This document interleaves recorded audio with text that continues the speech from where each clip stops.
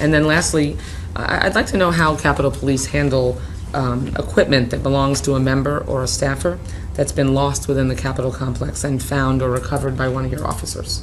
What happens? Sure. Well, it's processed on a what's called a PD 81, which is a property record. And depending on the property, depending on how if you can legitimately determine ownership, then it's generally turned back over to the owner of the property.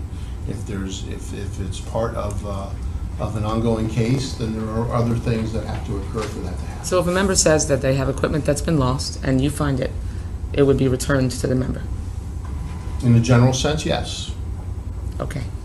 You have to identify, you have to be able to positively identify the property and be able to establish ownership. Right. And if ownership is established? If it's part of an ongoing case, then there are additional things that need to be done.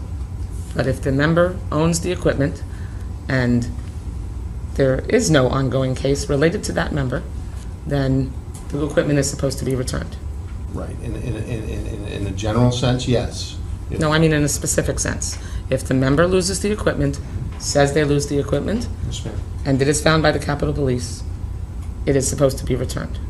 If ownership has been established, Right. it'll be returned. If it's subject to an ongoing investigation, there are additional things Okay. that need to be turned But over. not an ongoing investigation related to the member. If the equipment belongs to the member, it has been lost, they say it's been lost and it's been identified as that member's, then the Capitol Police is supposed to return it. Correct?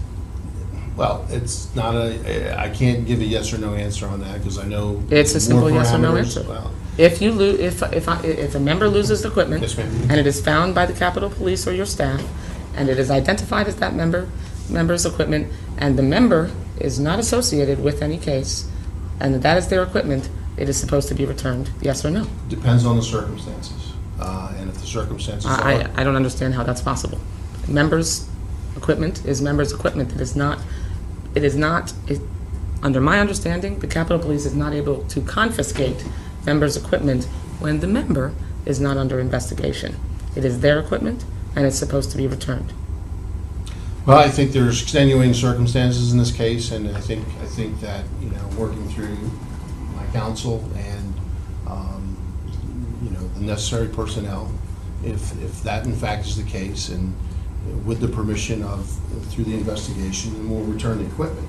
But until that's accomplished, I can't return the equipment. I think you're violating the rules when you conduct your business that way, and should expect that there would be consequences. I yield back.